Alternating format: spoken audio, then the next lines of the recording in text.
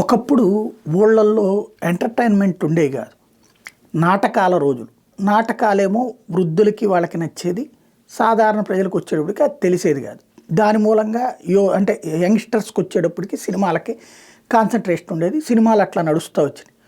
అయితే కాలక్రమంలో ఈ సినిమాలే ఒక జీవితంలాగా, సినిమా ఒక వ్యసనంలాగా మారిపోయి హీరో వర్షిప్ అంటే దేవుడితో సమానంగా తన తల్లి తండ్రి కంటే కూడా తమ హీరో దేవుడు, హీరోనే గొప్పోడు, హీరో వల్లనే బతుకుతున్నాం అనేటటువంటి ఒక విచిత్రమైనటువంటి ఉన్మాదం వైపుకి ఫ్యాన్స్ వెళ్ళిపోయారు.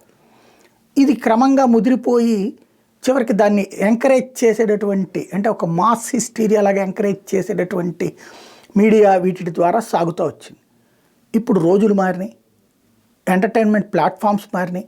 ఒక్క సినిమా థియేటర్ కాదు, ఇప్పుడు బుల్లితెరలు వచ్చినాయి. దాంతో మహిళలు మూడొంతులు డైవర్ట్ అయిపోయారు. మహిళలకి కొత్త హీరోలు కొత్త హీరోయిన్లు బోల్డ్ అంతమంది అందులో వచ్చేసారు.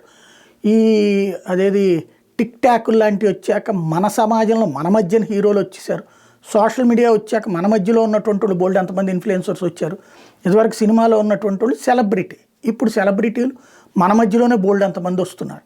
కాబట్టి రూట్ మారిపోయింది. దానికి తోడు సినిమాల పరంగా కూడా చూస్తే 100కి 5 సినిమాలు హిట్ అయితే గ్రేటు, 10 సినిమాలకి డబ్బులు వస్తే గ్రేటు, 90 సినిమాలు ఫెయిల్యూరే. దాని ఇంపాక్ట్ ఏమవుతున్నది? ఇతర భాషలు ఇప్పుడు ఓటీటీ ప్లాట్ఫారాలు చేతికి వచ్చేటప్పటికి ఇతర భాషల్లోని సినిమాలు కూడా చూస్తాం అలవాటైపోయింది. దాంతో గ్రిప్పింగ్ స్టోరీస్ ఏ భాషలో ఉన్నా సరే ఫాలో అవుతున్నారు, చూస్తున్నారు. ఇవాళ రోజున ఓవర్ సెలబ్రిటీ ఇమేజ్ ఇప్పుడు పుట్టడం కష్టం. మీరు చూడండి, ఒకప్పుడు ఎన్టీఆర్, ఏఎన్ఆర్, కృష్ణరాజు, శోభన్ బాబు, ఇది ఒక తరం. అయితే ఫస్ట్ ఎన్టీఆర్, నాగేశ్వరరావు, అంతే హీరోలు ఇద్దరిది. ఆ తర్వాత కాలంలో వీళ్ళకి పోటీగా వచ్చినటువంటి సెకండ్ తరం అనుకోవాలి, కృష్ణరాజు, శోభన్ బాబు, వీళ్ళందరూ కూడా ఆ తర్వాత తరంలో వచ్చినటువంటి వాళ్ళు. ఆ తర్వాత వీళ్ళు ఎండింగ్ అంటే వీళ్ళు ఎదిగిన టైంలో యాడ్ అయినటువంటి వాడు చిరంజీవి, నాగార్జున, వెంకటేష్, ఇట్లాంటి వాళ్ళందరూ. ఇట్లాగా ఆ క్రమంలో చూస్తే మహేష్ బాబు, అల్లు అర్జును, తర్వాత పవన్ కళ్యాణ్, వీళ్ళ తరంతో ఉన్నటువంటి ఇమేజ్ అంటే ఆ టైప్ ఆఫ్ మాస్ ఫీలింగ్ ఇవాళ ఉన్నటువంటి నానీకో, విశ్వక్సేన్కో, సత్యాకో, ఇట్లాగా వీళ్ళకి ఎవరికైనా వస్తుందా? రావట్లేదు. అంటే క్రమంగా హీరోయిక్ వర్షిప్ అంటే దేవుడు అని ఫీల్ అయ్యేటటువంటి లక్షణాలు పోయినాయి. ఇప్పుడు బాలయ్య ఫ్యాన్స్, చిరంజీవి ఫ్యాన్స్, అదొక దైవత్వాలు వాళ్ళకి ఆ రోజున. ఆ తర్వాత వచ్చినటువంటి వాళ్ళలో పవన్ కళ్యాణ్ అట్లాంటి దైవత్వాన్ని ఆపాదించుకోగలిగాడు.